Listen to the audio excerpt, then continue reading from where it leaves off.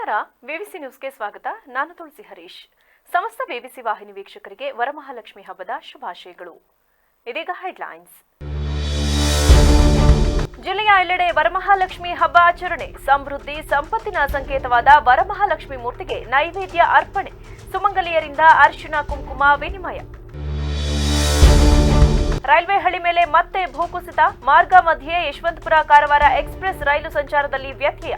ಸದ್ಯದ ಮಟ್ಟಿಗೆ ಸಂಚಾರ ಬಂದ್. ಸಕಲೇಶಪುರ ತಾಲೂಕಿನಲ್ಲಿ ಹಾಡು ಹಗಲೇ ಕಾಡಾನೆಗಳಿಂದ ದಾಂಧಲೆ. ಅಪಾರ ಪ್ರಮಾಣದ ಕಾಫಿ, ಬಾಳೆ, ಮೆಣಸು ತುಳಿದು ತಿಂದು ನಾಶ. ಗ್ರಾಮಸ್ಥರು ಎಚ್ಚರಿಕೆಯಿಂದಿರುವಂತೆ ಎಟಿಎಫ್ ಸಿಬ್ಬಂದಿಗಳಿಂದ ಸೂಚನೆ. ಶ್ರಾವಣ ಮಾಸದ 2ನೇ ಶುಕ್ರವಾರದಂದು ಆಚರಿಸುವ ವರಮಹಾಲಕ್ಷ್ಮಿ ಹಬ್ಬವನ್ನ ಎಲ್ಲೆಡೆ ಶ್ರದ್ಧಾ ಭಕ್ತಿಯಿಂದ ಆಚರಿಸಲಾಯಿತು. ಪ್ರತಿ ಮನೆಗಳಲ್ಲೂ ವಿಜೃಂಭಣೆಯಿಂದ ಮಹಾಲಕ್ಷ್ಮಿ ದೇವಿಯನ್ನ ಅಲಂಕರಿಸಿ ಪೂಜೆ ಮಾಡಿದ್ರು ಮತ್ತು ವಿವಿಧ ಸಿಹಿ ತಿನಿಸುಗಳನ್ನ ದೇವರ ಮುಂದೆ ಇಟ್ಟು ಪೂಜೆ ಸಲ್ಲಿಸುವ ವೇಳೆ ಐಶ್ವರ್ಯ ಕೊಡುವಂತೆ ಮಹಿಳೆಯರು ಬೇಡಿದರು. ಹಬ್ಬದ ದಿನವಾದ ಶುಕ್ರವಾರ ಬೆಳಗ್ಗೆ ಜನರು ಮಾರುಕಟ್ಟೆಯಲ್ಲಿ ವಸ್ತುಗಳ ಖರೀದಿಯಲ್ಲಿ ತೊಡಗಿದ್ದು ಹೂವು, ಹಣ್ಣು, ಬಾಳೆಕಂದು ಸೇರಿದಂತೆ ಪೂಜೆಗೆ ಬೇಕಾದ ಅಗತ್ಯ ಸಾಮಗ್ರಿಗಳನ್ನು ಸಂಭ್ರಮದಿಂದ ಖರೀದಿಸಿದ್ದಾರೆ. ಬಹುತೇಕ ಎಲ್ಲರ ಮನೆಗಳಲ್ಲೂ ಶುಕ್ರವಾರ ಹಬ್ಬದ ವಾತಾವರಣ ಇತ್ತು. ಇನ್ನು ಮನೆಗಳನ್ನ ಬಾಳೆಕಂದು, ಮಾವಿನ ಸೊಪ್ಪಿನ ತಳಿರು ತೋರಣಗಳಿಂದ ಸಿಂಗರಿಸಿ ಮುಂಭಾಗ ಆಕರ್ಷಕ ಬಣ್ಣ ಬಣ್ಣದ ರಂಗೋಲಿಗಳನ್ನು ಬಿಡಿಸಲಾಗಿತ್ತು. ಹೊಸ ದರ್ಸಿನಿಂದ ಕಂಗೊಳಿಸುತ್ತಿದ್ದ ಸುಮಂಗಲಿಯರು ತಮ್ಮ ಮನೆಗಳಲ್ಲಿ ಮಹಾಲಕ್ಷ್ಮಿಯ ವಿಗ್ರಹ ಸ್ಥಾಪಿಸಿ ಹೂವುಗಳಿಂದ ವಿಶೇಷ ಅಲಂಕಾರ ಮಾಡಿ ಪೂಜೆ ಸಲ್ಲಿಸಿ ಮಹಾಲಕ್ಷ್ಮಿ ವ್ರತ ಕೈಗೊಂಡರು. ಒಬ್ಬಟ್ಟು, ಚಕ್ಕುಲಿ, ಕೋಡುಬಳೆ, ಕರ್ಜಿಕಾಯಿ, ಪಾಯಸ ಇನ್ನಿತರ ಬಗೆ ಬಗೆಯ ಭಕ್ಷ್ಯಗಳನ್ನು ತಯಾರಿಸಿ ಮಹಾಲಕ್ಷ್ಮಿಗೆ ನೈವೇದ್ಯ ಮಾಡಿದ್ರು. ನಗ, ನಾಣ್ಯ, ಆಭರಣಗಳನ್ನ ಲಕ್ಷ್ಮಿಯ ಮುಂದೆ ಇಟ್ಟು ಪೂಜೆ ಮಾಡಿದ್ದು ಐಶ್ವರ್ಯ, ನೆಮ್ಮದಿ, ಆರೋಗ್ಯವನ್ನ ಕರುಣಿಸುವಂತೆ ವರಮಹಾಲಕ್ಷ್ಮಿಯಲ್ಲಿ ಬೇಡಿದರು. ವರಮಹಾಲಕ್ಷ್ಮಿ ವ್ರತದ ಹಿನ್ನೆಲೆ ನಗರದ ವಿವಿಧೆಡೆ ದೇಗುಲಗಳಲ್ಲಿಯೂ ವಿಶೇಷ ಪೂಜೆ ಸಲ್ಲಿಸಲಾಯಿತು. ಮುತ್ತೈದೆಯರನ್ನ ಮನೆಗೆ ಕರೆದು ಅವರಿಗೆ ಅರಿಶಿನ ಕುಂಕುಮ ಕೊಟ್ಟರು. ಕುಟುಂಬದವರು, ನೆಂಟರಿಷ್ಟರು ಮತ್ತು ಸ್ನೇಹಿತರನ್ನ ಮನೆಗೆ ಆಹ್ವಾನಿಸಿ ಹಬ್ಬದ ವಿಶೇಷ ಅಡುಗೆ ಬಡಿಸಿದ್ರು. ಶ್ರಾವಣ ಮಾಸದ ಹುಣ್ಣಿಮೆಯ ಹಿಂದಿನ ಶುಕ್ರವಾರ ಆಚರಿಸಲಾಗುವ ಈ ಹಬ್ಬದಂದು ಮಹಾಲಕ್ಷ್ಮಿಯನ್ನ ಪೂಜಿಸಿದ್ರೆ ಕುಟುಂಬದಲ್ಲಿ ಸುಖ, ಶಾಂತಿ, ನೆಮ್ಮದಿ ನೆಲೆಸುತ್ತದೆ, ಅಷ್ಟೈಶ್ವರ್ಯ ಲಭಿಸುತ್ತದೆ ಎಂಬ ನಂಬಿಕೆ ಜನರಲ್ಲಿ ಬೇರೂರಿದ್ದು ಯಾವುದೇ ಒಳ್ಳೆಯ ಕೆಲಸಗಳನ್ನ ಈ ದಿನ ಆರಂಭಿಸಿದರೆ ಶುಭವಾಗುತ್ತದೆ ಎಂಬ ವಿಶ್ವಾಸವೂ ಜನರಲ್ಲಿದೆ. ಕರ್ನಾಟಕ ರಾಜ್ಯ ಪ್ರವಾಸೋದ್ಯಮ ಅಭಿವೃದ್ಧಿ ನಿಗಮವು ಪ್ರವಾಸ ಪ್ರಿಯರಿಗಾಗಿ ಹಲವು ವಿಶೇಷ ಪ್ಯಾಕೇಜ್ಗಳನ್ನು ಘೋಷಿಸಿದ್ದು ಬೆಂಗಳೂರಿನಿಂದ ಮೈಸೂರು ಕಡೆಗೆ ಕಡಿಮೆ ಬಜೆಟ್ನಲ್ಲಿ ಪ್ರವಾಸದ ಪ್ಯಾಕೇಜ್ ಆಯೋಜಿಸಿದೆ. ಬೆಂಗಳೂರು ಮಾತ್ರವಲ್ಲದೆ ಗಾರ್ಡನ್ ಸಿಟಿಯ ಹೊರಭಾಗಕ್ಕೂ ರಾಜ್ಯ ಸಾರಿಗೆ ಬಸ್ನಲ್ಲೇ ಪ್ರವಾಸದ ವ್ಯವಸ್ಥೆ ಮಾಡಿದ್ದು ಒಂದು ದಿನ ಮಾತ್ರವಲ್ಲದೆ ಒಂದಕ್ಕಿಂತ ಹೆಚ್ಚು ದಿನಗಳ ಪ್ಯಾಕೇಜ್ ಕೂಡ ಇದರಲ್ಲಿದೆ. ಕರ್ನಾಟಕದ ಸಾಂಸ್ಕೃತಿಕ ರಾಜಧಾನಿಯಾಗಿರುವ ಮೈಸೂರು ಹಲವು ಪ್ರವಾಸಿ ತಾಣಗಳ ತವರು. ಶ್ರೀಮಂತ ಇತಿಹಾಸವನ್ನ ಸಾರುವ ನಗರಕ್ಕೆ ಬೆಂಗಳೂರಿನಿಂದ ಸುಲಭವಾಗಿ ಪ್ರವಾಸ ಮಾಡಲು ಅತ್ಯುತ್ತಮ ಪ್ಯಾಕೇಜ್ ಇದಾಗಿದೆ. ಮೈಸೂರು ನಗರದ ರಾಜವೈಭವದ ಜೊತೆಗೆ ಶಿಲ್ಪಕಲೆಗಳ ತವರು ಹಾಸನ ಜಿಲ್ಲೆಯ ಬೇಲೂರು ಮತ್ತು ಹಳೆಬೀಡು ದೇವಾಲಯಗಳನ್ನು ಕೂಡ ಈ ಪ್ಯಾಕೇಜ್ನಲ್ಲಿ ನೋಡಬಹುದು. ಇಷ್ಟೇ ಅಲ್ಲದೆ ಅತಿದೊಡ್ಡ ಗೊಮ್ಮಟೇಶ್ವರನ ವಿಗ್ರಹವಿರುವ ಶ್ರವಣಬೆಳಗೊಳದ ಬಾಹುಬಲಿ ಪ್ರತಿಮೆ ಕೂಡ ನೋಡಬಹುದು. ಶ್ರೀರಂಗಪಟ್ಟಣ, ಟಿಪ್ಪು ದರ್ಯಾ ದೌಲತ್, ರಂಗನಾಥ ಸ್ವಾಮಿ ದೇವಸ್ಥಾನ, ಸಂತ ಫಿಲೋಮಿನಾ ಚರ್ಚ್, ಮೈಸೂರು ಅರಮನೆ, ಚಾಮುಂಡಿ ಬೆಟ್ಟ, ಮೈಸೂರು ಮೃಗಾಲಯ, ಬೃಂದಾವನ ಗಾರ್ಡನ್, ಬೇಲೂರು ಹಳೆಬೀಡು ಮತ್ತು ಶ್ರವಣಬೆಳಗೊಳ 2 ದಿನಗಳ ಈ ಪ್ರವಾಸವನ್ನ ಹವಾನಿಯಂತ್ರಿತ ಡಿಲಕ್ಸ್ ಕೋಚ್ ಬಸ್ನಲ್ಲಿ ಆನಂದಿಸಬಹುದು. ಇದೇ ವೇಳೆ ಕೆಆರ್ಎಸ್ ಹೋಟೆಲ್ ಮಯೂರ ಕಾವೇರಿಯಲ್ಲಿ ರಾತ್ರಿಯ ವಾಸ್ತವ್ಯ ಹೂಡಬಹುದು. ಪ್ರವಾಸದ ವೇಳೆ ವೃತ್ತಿಪರ ಮಾರ್ಗದರ್ಶಿಗಳಿಂದ ಮಾರ್ಗದರ್ಶನವನ್ನು ನೀಡಲಾಗುತ್ತದೆ. 2 ದಿನಗಳ ಪ್ರವಾಸಕ್ಕೆ ಒಬ್ಬರಿಗೆ 2772 ರೂಪಾಯಿ ಶುಲ್ಕವಿದ್ದು ಇದರಲ್ಲಿ ಬಸ್ ಪ್ರಯಾಣ ಮತ್ತು ವಾಸ್ತವ್ಯದ ವೆಚ್ಚ ಸೇರುತ್ತದೆ. ಉಳಿದಂತೆ ಆಹಾರ ಹಾಗೂ ಪ್ರವೇಶ ಶುಲ್ಕಗಳನ್ನು ಪ್ರವಾಸಿಗರೇ ಭರಿಸಬೇಕಾಗುತ್ತದೆ ಎಂದು ಕೆಎಸ್ಟಿಡಿಸಿ ವೆಬ್ಸೈಟ್ನಲ್ಲಿ ಮಾಹಿತಿ ನೀಡಲಾಗಿದೆ. ಸಕಲೇಶಪುರ ತಾಲೂಕಿನ ಅಚಂಗಿ ದೊಡ್ಡಸಾಗರ ಬಳಿ ರೈಲ್ವೆ ಹಳಿ ಮೇಲೆ ಮತ್ತೆ ಭೂಕುಸಿತ ಉಂಟಾಗಿದೆ. ಈ ಹಿನ್ನೆಲೆಯಲ್ಲಿ ಮಾರ್ಗ ಮಧ್ಯೆ ಯಶವಂತಪುರ ಕಾರವಾರ ಎಕ್ಸ್ಪ್ರೆಸ್ ರೈಲು ಸಂಚಾರದಲ್ಲಿ ವ್ಯತ್ಯಯ ಉಂಟಾಗಿದೆ. ಕಳೆದ 1 ವಾರದ ಹಿಂದೆ ಇದೇ ಜಾಗದಲ್ಲಿ ರೈಲ್ವೆ ಹಳಿ ಮೇಲೆ ಮಣ್ಣು ಕುಸಿದಿತ್ತು. ಮಣ್ಣು ತೆರವು ಕಾರ್ಯಾಚರಣೆ ಮುಗಿದು ರೈಲ್ವೆ ಸಂಚಾರ ಆರಂಭವಾದ ಬಳಿಕ ಇದೀಗ ಮತ್ತೆ ಮಣ್ಣು ಕುಸಿತಗೊಂಡಿದೆ. ಕಳೆದ ಅರ್ಧ ಗಂಟೆಯಿಂದ ಸಕಲೇಶಪುರ ತಾಲೂಕಿನ ಬಾಳುಪೇಟೆ ಬಳಿ ಯಶವಂತಪುರ ಕಾರವಾರ ಎಕ್ಸ್ಪ್ರೆಸ್ ರೈಲು ನಿಂತಿದ್ದು ರೈಲು ನಿಲುಗಡೆಯಿಂದ ಪ್ರಯಾಣಿಕರ ಪರದಾಟ ಅನುಭವಿಸುವಂತಾಗಿದೆ. ಸ್ಥಳಕ್ಕೆ ರೈಲ್ವೆ ಇಲಾಖೆ ಸಿಬ್ಬಂದಿ ದೌಡಾಯಿಸಿದ್ದಾರೆ. ಜುಲೈ 26ರಂದು ಹಾಸನ ಜಿಲ್ಲೆಯ ಎಡೆ, ಕುಮರಿ ಹಾಗೂ ಕಡಗರವಳ್ಳಿ ಭಾಗದಲ್ಲಿ ಭಾರೀ ಪ್ರಮಾಣದಲ್ಲಿ ಭೂಕುಸಿತ ಉಂಟಾಗಿ 12 ರೈಲುಗಳು ರದ್ದುಗೊಂಡಿತ್ತು. ಬಳಿಕ ಇದನ್ನು ಸಮರೋಪಾದಿಯಲ್ಲಿ ಹಗಲು ರಾತ್ರಿ ಶ್ರಮವಹಿಸಿ ರೈಲ್ವೆ ವಲಯವು ಸರಿಪಡಿಸಿತು. ಆಗಸ್ಟ್ 8ರಿಂದ ಮತ್ತೆ ರೈಲು ಸೇವೆ ಆರಂಭಗೊಂಡಿತ್ತು. ಇದಾಗಿ 2ನೇ ದಿನಕ್ಕೆ ಮತ್ತೆ ಹಾಸನ ಜಿಲ್ಲೆಯ ಸಕಲೇಶಪುರ ಹಾಗೂ ಬಾಳುಪೇಟೆ ಬಳಿ ಗುಡ್ಡ ಕುಸಿದು ರೈಲ್ವೆ ಹಳಿ ಮೇಲೆ ಬಿದ್ದಿತ್ತು. ಇದರಿಂದಾಗಿ ಈಗ ಮತ್ತೆ ರೈಲು ಸೇವೆ ಬಾಧಿತವಾಗಿತ್ತು. ಆದರೆ ಇದೀಗ ಮತ್ತೆ ಭೂಕುಸಿತ ಪುನರಾವರ್ತನೆಯಾಗಿದ್ದು ರೈಲು ಸೇವೆಯಲ್ಲಿ ವ್ಯತ್ಯಯ ಉಂಟಾಗಿದೆ. ಬಾಳುಪೇಟೆ ರೈಲ್ವೆ ಸ್ಟೇಷನ್ ಅಂತ ಒಂದು ರೈಲ್ವೆ ಸ್ಟೇಷನ್ ಇದೆ. ರೈಲ್ವೆ ಸ್ಟೇಷನ್ ಇದ್ರೂ ಇದಕ್ಕೆ ರಸ್ತೆ ಇಲ್ಲ. ಪದೇ ನಮ್ಮ ಭೂಕುಸಿತ ಆಗಿ ಮೊನ್ನೆ ಈಗ 3 ದಿವಸದ ಮುಂಚೆ ಆಗಿತ್ತು. ಅದೇ ಜಾಗದಲ್ಲಿ ಮತ್ತೆ ಬಂಡೆ ಕುಸಿದಿದೆ. ಬಂಡೆ ಕುಸಿದ್ರಿಂದ ಪ್ರಯಾಣಿಕರಿಗೆ ತುಂಬಾ ಸಮಸ್ಯೆ ಆಗಿದೆ. ಇಲ್ಲಿ ಒಂದು ಬದಲಿ ವ್ಯವಸ್ಥೆ ಇಲ್ಲ, ರಸ್ತೆ ಇಲ್ಲ, ಯಾವುದೇ ವೆಹಿಕಲ್ಗಳು ಇಲ್ಲಿ ಬರಕ್ಕೆ ಸಾಧ್ಯ ಇಲ್ಲ. ಚಿಕ್ಕ ಚಿಕ್ಕ ಮಕ್ಕಳಿದ್ದಾರೆ, ಈಗ ಒಳ್ಳೆ ಟೈಮ್ ಇದು, ಊಟ ತಿಂಡಿ ಇದೆಲ್ಲದಕ್ಕೂ ಪರದಾಡೋ ಅಂಥ ಪರಿಸ್ಥಿತಿ ಇಲ್ಲಾಗಿದೆ. ಈ ರೈಲ್ವೆ ಡಿಪಾರ್ಟ್ಮೆಂಟ್ ಏನಿದೆ, ಈ ಬಾಳ್ಳುಪೇಟೆಗೆ ರೈಲ್ವೆ ಡೈಲಿ ಕೆಲಸಕ್ಕೆ ಬರ್ತಾರೆ, ಇವ್ರಿಗೇನೋ ಚೆಕ್ಕಿಂಗ್ ಬರ್ತಾರೆ, ಆ ಥರ ಏನೋ ಕಾರಣ ಇರ್ತಾರೆ. ಆ ಕಾರಣದಿಂದ ಇಲ್ಲಿ ಅರ್ಧ ಕಿಲೋಮೀಟರ್ ರಸ್ತೆನೂ ಸಹ ಇವರು ರಸ್ತೆಗಳನ್ನ ರೆಡಿ ಮಾಡ್ಕೊಂಡಿಲ್ಲ. ಅದರಿಂದ ಈ ಪ್ರಯಾಣಿಕರಿಗೆ ತುಂಬ ಹಾಡು ಹಗಲೇ ಕಾಡಾನೆಗಳು ದಾಂಧಲೆ ನಡೆಸಿ ಅಪಾರ ಪ್ರಮಾಣದ ಕಾಫಿ, ಬಾಳೆ, ಮೆಣಸು ತುಳಿದು ತಿಂದು ನಾಶ ಮಾಡಿರುವ ಘಟನೆ ಸಕಲೇಶಪುರ ತಾಲೂಕಿನ ಕ್ಯಾನಹಳ್ಳಿ ಗ್ರಾಮದಲ್ಲಿ ನಡೆದಿದೆ.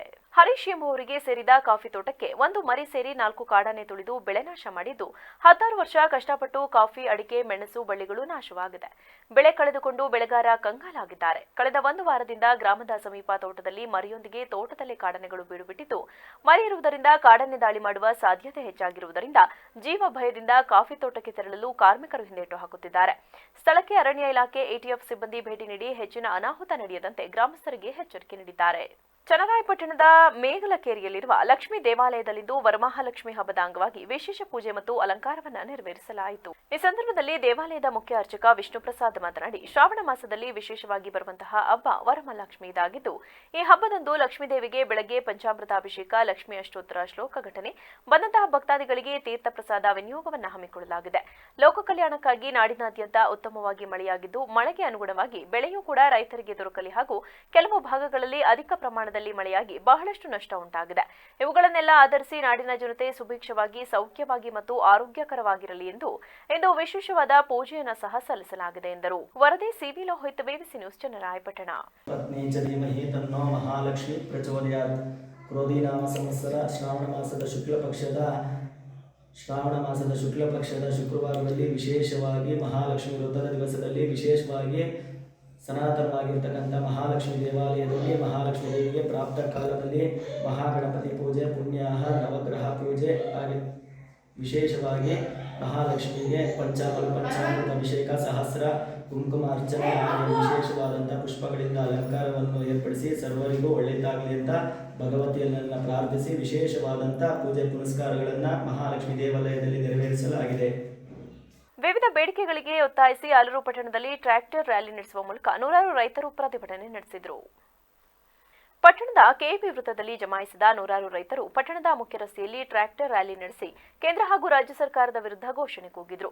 ಈ ಸಂದರ್ಭದಲ್ಲಿ ರ್ಯಾಲಿಯನ್ನು ಉದ್ದೇಶಿಸಿ ಮಾತನಾಡಿದ ಸಂಯುಕ್ತ ಕಿಸಾನ್ ಮೋರ್ಚಾ ರಾಜ್ಯ ರೈತ ಸಂಘಟನೆಗಳ ಒಕ್ಕೂಟದ ಜಿಲ್ಲಾಧ್ಯಕ್ಷ ಎಚ್ಪಿ ಧರ್ಮರಾಜ್, ರಾಜ್ಯ ಸರ್ಕಾರ ಹಾಗೂ ಕೇಂದ್ರ ಸರ್ಕಾರಗಳು ರೈತರ ಮೇಲೆ ಗದಾಪ್ರಹಾರ ಮಾಡುತ್ತಿರುವುದನ್ನು ವಿರೋಧಿಸಿ ಈ ದಿನ ಆಲೂರಿನ ನಗರದಲ್ಲಿ ಟ್ರ್ಯಾಕ್ಟರ್ ರ್ಯಾಲಿಯನ್ನು ಆಯೋಜಿಸಲಾಗಿದೆ. ರೈತರೆಲ್ಲರೂ ಹಲವಾರು ವರ್ಷಗಳಿಂದ ಟ್ರ್ಯಾಕ್ಟರ್ ಬಳಸುತ್ತಿದ್ದೇವೆ, ಆದರೆ ಇತ್ತೀಚಿನ ವರ್ಷಗಳಲ್ಲಿ ಟ್ರ್ಯಾಕ್ಟರ್ ಯಂತ್ರ ಸಾಮಗ್ರಿಗಳ ಮೇಲೆ ಶೇಕಡಾ 18% ಜಿಎಸ್ಟಿ ವಿಧಿಸುತ್ತಿರುವುದನ್ನು ನಾವು ಖಂಡಿಸುತ್ತೇವೆ.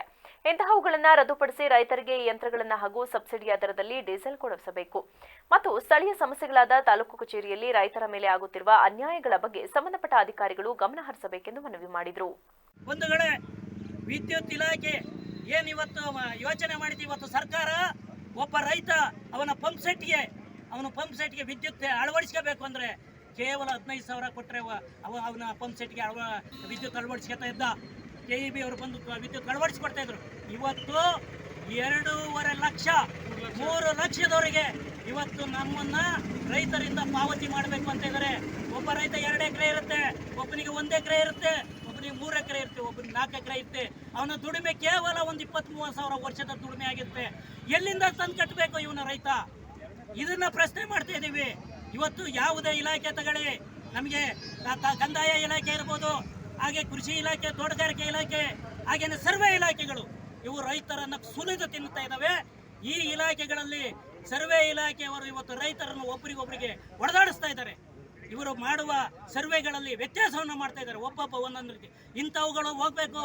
ಇದಕ್ಕಾಗಿ ನಮ್ಮ ಹೋರಾಟವನ್ನು ಮಾಡ್ತಾ ಇದ್ದೀವಿ. ಇವತ್ತು ಸ್ವತಂತ್ರ ದಿನಾಚರಣೆ ದಿವಸ ನಾವು ಹೋರಾಟ ಮಾಡ್ತಾ ಇರೋದು ಯಾವುದೋ ಈ ದೇಶಕ್ಕೆ ವಿರುದ್ಧವಾದ್ದಲ್ಲ. ರೈತರ ಬಗ್ಗೆ ಕೆಲವರು ಯೂಟ್ಯೂಬ್ನಲ್ಲೇ ಬಿಟ್ಟಿದ್ದಾರೆ. ರೈತರು ಖಲಿಸ್ತಾನಿಗಳ ಜೊತೆ ಹೋಗ್ತಾರೆ, ರೈತರು ದೇಶ ವಿರೋಧಿ ಚಟುವಟಿಕೆ ಮಾಡ್ತಾ ಇದ್ದಾರೆ ಅಂತ ಹೇಳ್ತಾ ಇದ್ದಾರೆ. ಬಂಧುಗಳೇ, ಇವತ್ತು ನಾವೆಲ್ಲ ನಿಮ್ಗೆ ಅನ್ನ ಕೊಡ್ತಾ ಇರೋರು, ನಾವು ವಿಷ ಕೊಡ್ತಾ ಇಲ್ಲ ನಿಮಗೆ. ನಿಮ್ಮ ಜೊತೆ ನಿಮ್ಮನ್ನು ಸಾಕಿ ಸಲುವಿ ಈ ದೇಶದ ಆಡಳಿತ ಚುಕ್ಕಾಣಿಯನ್ನು ನಿಮಗೆ ಕೊಟ್ಟಿದ್ದೇವೆ. ಈ ಚುಕ್ಕಾಣಿ ಅಂತ ಹಿಡಿದವರು ನೀವು ರೈತರನ್ನ ದೂರ್ತಾ ಇದ್ದೀರಲ್ಲ. ನಮ್ಮ ಬೇಡಿಕೆಗಳಿಗೋಸ್ಕರ ನಾವು ಹೋರಾಟ ಮಾಡ್ತಾ ಇದ್ದೀವಿ. ನಮ್ಮ ಬೇಡಿಕೆ ಈಡೇರಿಸಲಿಕ್ಕೋಸ್ಕರ ನಾವು ಹೋರಾಟ ಮಾಡ್ತಾ ಇದ್ದೀವಿ. ನೀವು ಇವೆಲ್ಲವನ್ನು ಈಡೇರಿಸಿದರೆ ಯಾವುದೇ ರಾಜಕಾರಣಿಗಳ ಮಾತನ್ನು ನಾವು ಕೇಳೋದಿಲ್ಲ. ಯಾವುದೇ ಏನು ಇವ್ರನ್ನ ವಿದೇಶಿಯರ ಅಥವಾ ಯಾವುದೇ ಸಂಘಟನೆ ದೇಶ ವಿರೋಧಿ ಸಂಘಟನೆಗಳ ಮಾತುಗಳನ್ನ ನಾವು ಕೇಳಲ್ಲ. ನಮ್ದು ಏನಿದ್ರು ದೇಶ ಪ್ರೇಮಿಗಳು ನಾವು, ದೇಶಕ್ಕೋಸ್ಕರ ದುಡಿಯೋರು, ಸೈನಿಕರಿಗೆ ಅನ್ನಾಕರು ನಾವು. ಹಾಗೇನೆ ನಿಮ್ಮ ರಾಜಕಾರಣಿಗಳಿಗೂ ಸಹ ವಿಷ ಹಾಕಲ್ಲ, ನಿಮಗೂ ಒಳ್ಳೊಳ್ಳೆ ಆಹಾರವನ್ನು ಬೆಳೆದುಕೊಡ್ತಾ ಇದ್ದೀವಿ. ಇವತ್ತು ಪ್ರತಿಭಟನೆಯಲ್ಲಿ ತಾಲೂಕು ಅಧ್ಯಕ್ಷ ಪವನ್ ಕುಮಾರ್, ಉಪಾಧ್ಯಕ್ಷರಾದ ಕೃಷ್ಣಮೂರ್ತಿ, ವೀರೇಶ್, ಕಾರ್ಯದರ್ಶಿಗಳಾದ ಸಂತೋಷ್, ಹುಣಸವಳ್ಳಿ ಜಯಣ್ಣ, ರೈತ ಮುಖಂಡರುಗಳಾದ ಕುಮಾರ್, ಹರಿ, ಓಣಿಗಿರೀಶ್, ಶಿವರಾಜ್ ಸೇರಿದಂತೆ ಇತರರಿದ್ದರು. ರೈತರು ಮಕ್ಕಳು ರೈತರನ್ನ ನಂಬಿ ಬದುಕಿರೋರು. ಶತಮಾನಗಳಷ್ಟು ಹಳೆಯದಾದ ಐತಿಹಾಸಿಕ ಹಿನ್ನೆಲೆ ಹೊಂದಿರುವ ಹಾಸನ ತಾಲೂಕಿನ ಮೆಳಗೋಡು ಗ್ರಾಮದ ಶ್ರೀ ಮಲ್ಲೇಶ್ವರ ದೇವಸ್ಥಾನದ ಜೀರ್ಣೋದ್ಧಾರ ಹಿನ್ನೆಲೆಯಲ್ಲಿ ದೇವಸ್ಥಾನದ ನೂತನ ಕಟ್ಟಡಕ್ಕೆ ಭೂಮಿ ಪೂಜೆ ನೆರವೇರಿಸಲಾಯಿತು. ಹಾಸನ ತಾಲೂಕಿನ ಮೆಳಗೋಡು ಗ್ರಾಮದಲ್ಲಿ ಸುಮಾರು 500 ವರ್ಷಗಳಷ್ಟು ಹಳೆಯದಾದ ಐತಿಹಾಸಿಕ ಹಿನ್ನೆಲೆ ಹೊಂದಿರುವ ಶ್ರೀ ಮಲ್ಲೇಶ್ವರ ದೇವಾಲಯ ಹೊಯ್ಸಳರ ಕಾಲದಲ್ಲಿ ನಿರ್ಮಾಣಗೊಂಡಿದೆ. ಪುರಾತನವಾದ ಧಾರ್ಮಿಕ ಮಹತ್ವ ಹೊಂದಿರುವ ಈ ಸ್ಥಳದಲ್ಲಿ ಇದೀಗ ನೂತನವಾಗಿ ದೇವಾಲಯವನ್ನ ನಿರ್ಮಾಣ ಮಾಡಲಾಗುತ್ತಿದ್ದು, ಅರ್ಚಕ ರೋಹಿತ್ ಅವರ ನೇತೃತ್ವದಲ್ಲಿ ಧಾರ್ಮಿಕ ವಿಧಿವಿಧಾನಗಳೊಂದಿಗೆ ಭೂಮಿ ಪೂಜೆ ನೆರವೇರಿಸಲಾಯಿತು. ಈ ವೇಳೆ ಶ್ರೀ ಮಲ್ಲೇಶ್ವರ ದೇವಸ್ಥಾನ ಸಮಿತಿಯ ಸದಸ್ಯರು ಸೇರಿದಂತೆ ಊರಿನ ಹಿರಿಯರು ಹಾಗೂ ಗ್ರಾಮಸ್ಥರು ಉಪಸ್ಥಿತರಿದ್ದರು. ಕೆರೆಗೆ ಬಿದ್ದ ಚಪ್ಪಲಿಯನ್ನ ತೆಗೆಯಲು ಹೋಗಿ ಇಬ್ಬರು ಜೀವ ಕಳೆದುಕೊಂಡಿರುವ ಘಟನೆ ಬೇಲೂರು ತಾಲೂಕಿನ ಬಳ್ಳೂರು ಗ್ರಾಮದ ದೊಡ್ಡ ಕೆರೆಯಲ್ಲಿ ನಡೆದಿದೆ.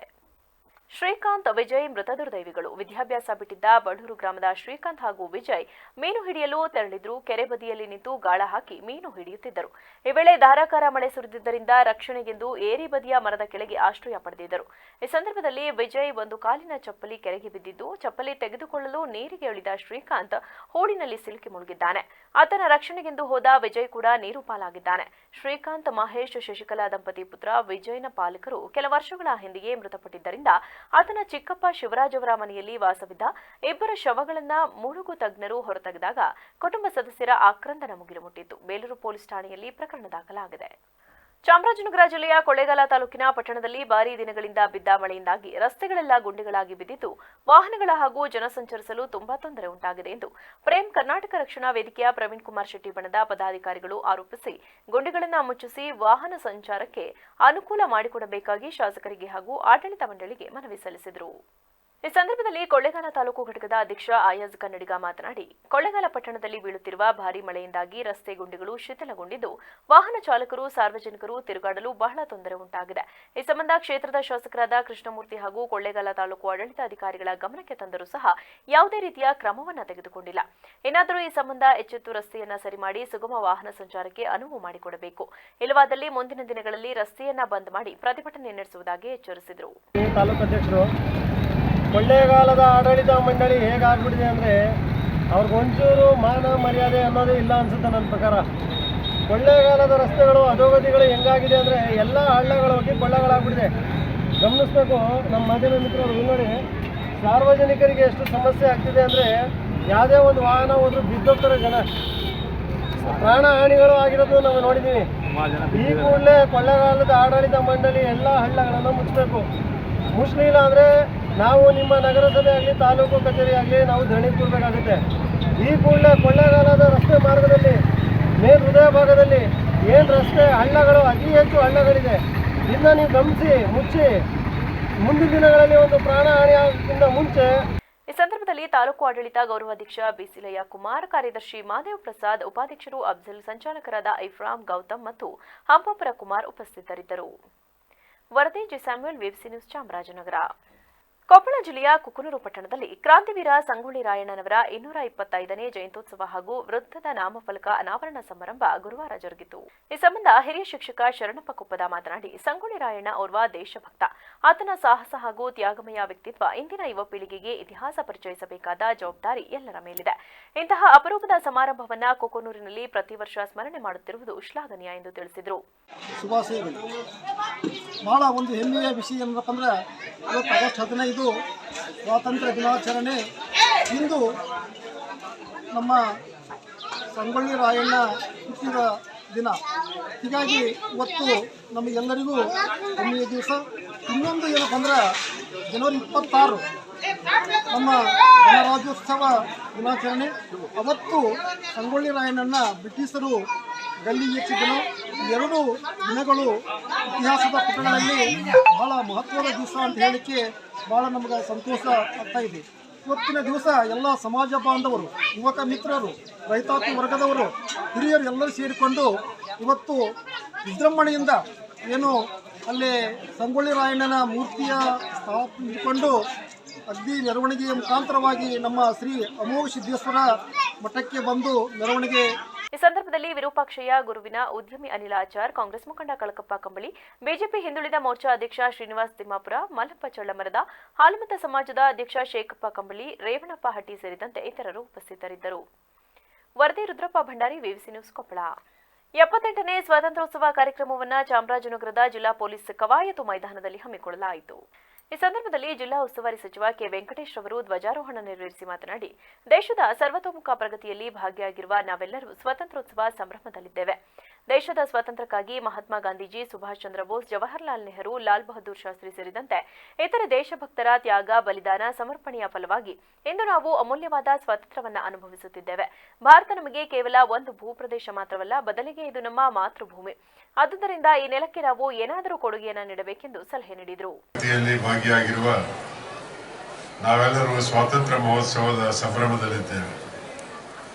ಮಹಾತ್ಮ ಗಾಂಧೀಜಿ, ಸುಭಾಷ್ ಚಂದ್ರ ಬೋಸ್, ಜವಾಹರಲಾಲ್ ನೆಹರು, ಲಾಲ್ ಬಹದ್ದೂರ್ ಶಾಸ್ತ್ರಿ, ಚಂದ್ರಶೇಖರ್ ಆಜಾದ್, ಭಗತ್ ಸಿಂಗ್, ಝಾನ್ಸಿ ರಾಣಿ ಲಕ್ಷ್ಮೀಬಾಯಿ, ಕಿತ್ತೂರು ರಾಣಿ ಚೆನ್ನಮ್ಮ, ಸಂಗೊಳ್ಳಿ ರಾಯಣ್ಣ ಮುಂತಾದ ಲಕ್ಷೋಪಲಕ್ಷ ದೇಶಭಕ್ತರ ತ್ಯಾಗ, ಬಲಿದಾನ, ಸಮರ್ಪಣೆಯ ಫಲವಾಗಿ ದೊರೆತ ಅಮೂಲ್ಯ ಸ್ವಾತಂತ್ರ್ಯಕ್ಕೆ ಈಗ 78 ಸಂವತ್ಸರಗಳ ಸಂಭ್ರಮ. ಭಾರತ ನಮಗೆ ಕೇವಲ ಒಂದು ಭೂಪ್ರದೇಶ ಮಾತ್ರವಲ್ಲ, ಬದಲಿಗೆ ಇದು ನಮ್ಮ ಮಾತೃಭೂಮಿ. ನಮ್ಮನ್ನು ಹೊತ್ತ ತಾಯಿ, ಈ ತಾಯಿ ನೆಲದ ಜೊತೆ ಭಾವನಾತ್ಮಕ ಬಿಸಿಲುಗಳೊಂದಿಗೆ ಬೆಳೆದ ನಮಗೆ ದೇಶ ಪ್ರೇಮವೆನ್ನುವುದು ಮಾತೃಪ್ರೇಮದ ರೂಪದಲ್ಲಿ ಹುಟ್ಟಿನಿಂದಲೂ ಬೆಳೆದು ಬಂದ ಸಹಜ ಸ್ವಭಾವ. ಒಂದು ಕಾಲಕ್ಕೆ ಸಂಪದ್ಭರಿತವಾಗಿದ್ದ ನಮ್ಮ ದೇಶದ ಅಪಾರ ಸಂಪತ್ತು, ಸಂಸ್ಕೃತಿ ಪರಕೀಯರ ದಾಳಿಯಿಂದ ನಾಶವಾದರೂ ಅದನ್ನು ಮರಳಿ ಕಟ್ಟಿದ ಧೀಮಂತ ಸಂಸ್ಕೃತಿ ಭಾರತದ್ದಾಗಿದೆ. ನಾವಿಂದು ರಾಷ್ಟ್ರೀಯ ಏಕತೆ ಮತ್ತು ಭಾವೈಕ್ಯತೆಯನ್ನು ಸಾಧಿಸುವುದರ ಜೊತೆಗೆ ಎಲ್ಲ ಕ್ಷೇತ್ರಗಳಲ್ಲಿ ಇರುವ ವಿಪುಲ ಅವಕಾಶಗಳನ್ನು ಬಳಸಿಕೊಂಡು ದೇಶದ ಸರ್ವಾಂಗೀಣ ಅಭಿವೃದ್ಧಿಯತ್ತ ವಿಶೇಷ ಗಮನ ಹರಿಸಬೇಕಾಗಿದೆ. ಈ ಸಂದರ್ಭದಲ್ಲಿ ಚಾಮರಾಜನಗರ ಸಂಸದರಾದ ಸುನೀಲ್ ಬೋಸ್, ಶಾಸಕ ಸಿ ಪುಟ್ಟರಂಗಶೆಟ್ಟಿ, ಕಾಡಾಧ್ಯಕ್ಷ ಪಿ ಮರಿಸ್ವಾಮಿ, ಗ್ಯಾರಂಟಿ ಯೋಜನೆಗಳ ಅಧ್ಯಕ್ಷ ಎಚ್ಪಿ ಚಂದ್ರು, ಚೂಡಾ ಅಧ್ಯಕ್ಷ ಮೊಹಮ್ಮದ್ ಅಸ್ಕರ್ ಮುನ್ನಾ ಸೇರಿದಂತೆ ಇತರರಿದ್ದರು.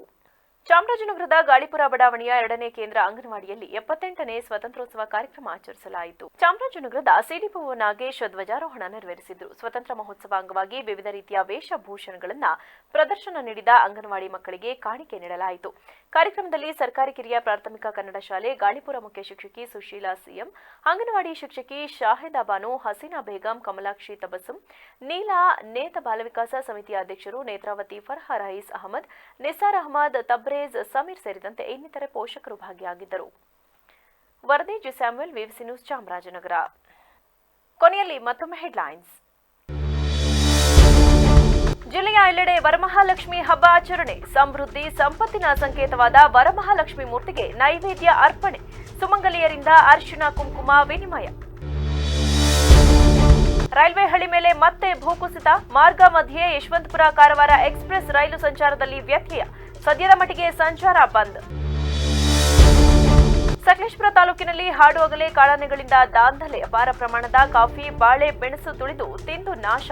ಗ್ರಾಮಸ್ಥರು ಎಚ್ಚರಿಕೆಯಿಂದಿರುವಂತೆ ಎಟಿಎಫ್ ಸಿಬ್ಬಂದಿಗಳಿಂದ ಸೂಚನೆ. ಕ್ಷಣ ಕ್ಷಣದ ಸುದ್ದಿಗಾಗಿ ನೋಡ್ತಾ ಇರಿ ವಿವಿಸಿ ಟಿವಿ, ಸತ್ಯದ ಕಡೆ ನಮ್ಮ ನಡೆ.